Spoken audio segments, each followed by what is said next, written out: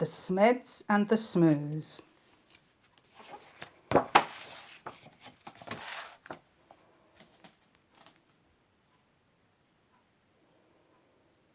By a lubular lake on a far-off planet, there lived a young Smed, and her name was Janet. Not far away on a humblety hill, there lived a young Smoo by the name of Bill.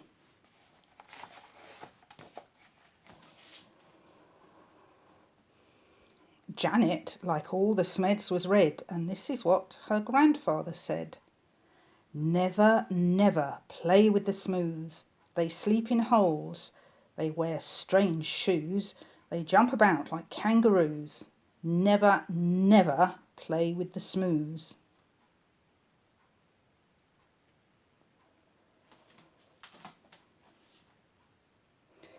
Bill, like the other Smooths, was blue, and these were the words of Grandmother Smoo. Never, never play with the Smeds. They have strange hair upon their heads. They sleep in funny things called beds. Never, never play with the Smeds.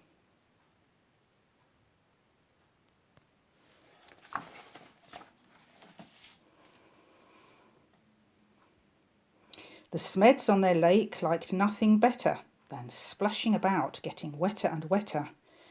But Janet grew bored with this watery play, and early one morning she tiptoed away.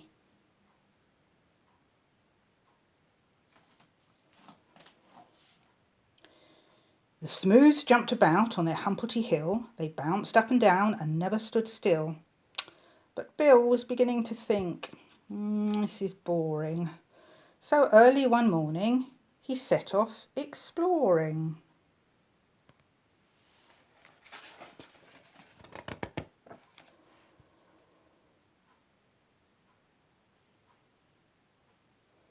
Janet met Bill in the Workpular wood, where the trockles grew tall and the glompum smelled good. The two rubbed antennae and played all day long. She told him a story, he sang her a song.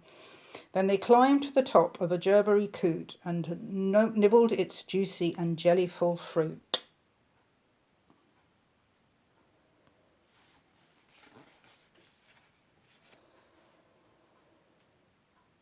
Till who should disturb them but Grandfather Smed, shaking his fist as he angrily said, Never, never play with a Smoo. They're such a nasty shade of blue. For the 100th time I say to you, never, never play with a Smoo.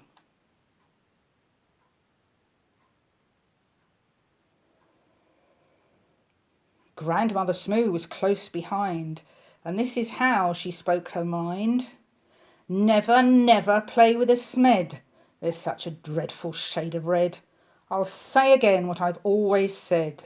Never, never play with a Smed.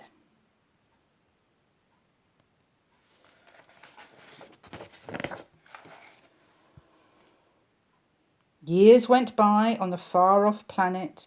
Janet missed Bill and Bill missed Janet, but off they crept whenever they could to sing and play in the Workpular wood.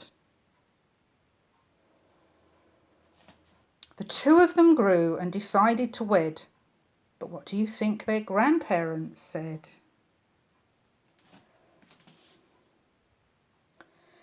Never, never marry a Smoo. They're a beastly bunch. They're a crazy crew. They drink black tea.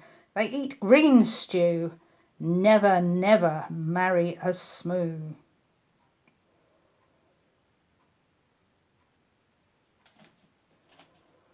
Never, never marry a Smed, my dearest child. Are you off your head? They drink pink milk. They eat brown bread. Never, never marry a Smed.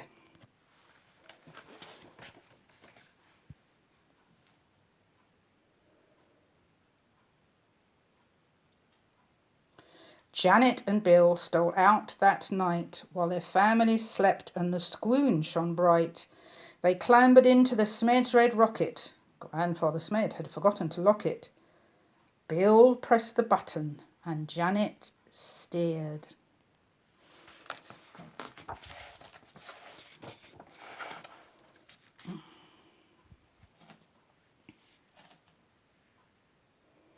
When their families woke, they had both disappeared. The Smed said, "Your Bill must have stolen our Janet and taken her off to a distant planet."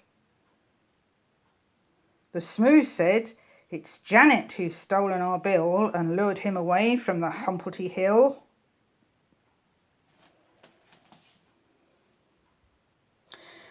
The Smooths climbed into their rocket of blue, and they said to the Smeds, "You had better come too."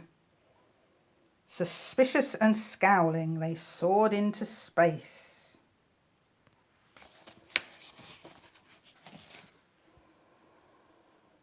Till they reached planet Vumjum, a dry, dusty place. The Vums had long arms, which they waved in the air. But they didn't have news of the runaway pair. The next stop was Lurgelstrop, covered in roses and watered by beasts with small eyes and long noses.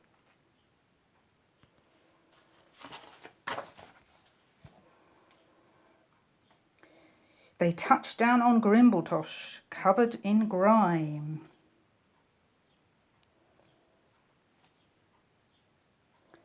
They searched planet Glurch and found nothing but slime.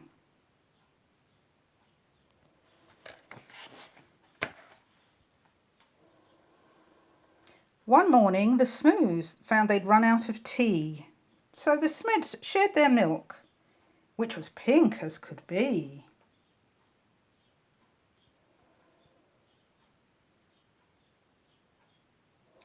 Then Grandfather Smed said, "My hair needs a trim," and Grandmother Smooth kindly cut it for him.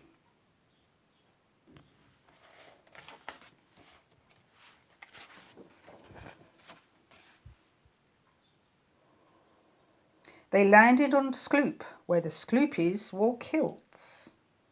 They flew to Klaboo, where the Clabs walked on stilts. They searched all year long, then they searched longer still, but they didn't find Janet, they didn't find Bill. "Alas," said the Smooths, and the Smeds said, "Alack, we have failed in our quest, we had better turn back." So they turned and flew home to their very own planet, and far down below them they saw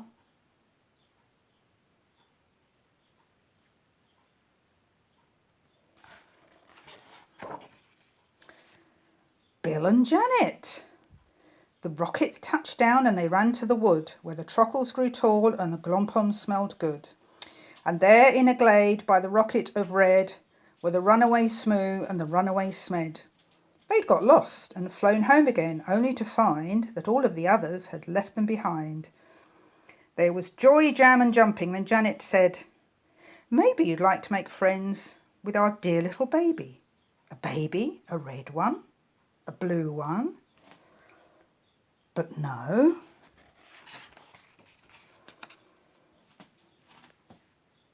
The baby was purple from head to toe. They all hugged the Smooth Smed, their new baby brother, and Grandpa and Gran even hugged one another.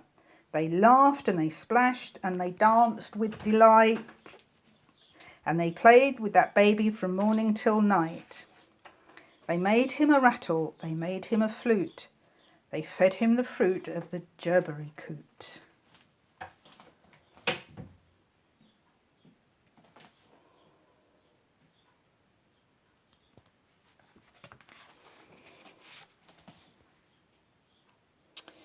Then they sang by the light of the silvery squoon, and you can sing too if you make up a tune. Play with the Smeds and play with the Smooths, play with whichever friends you choose, then close your eyes and while you snooze, dream of the Smeds and dream of the Smooths.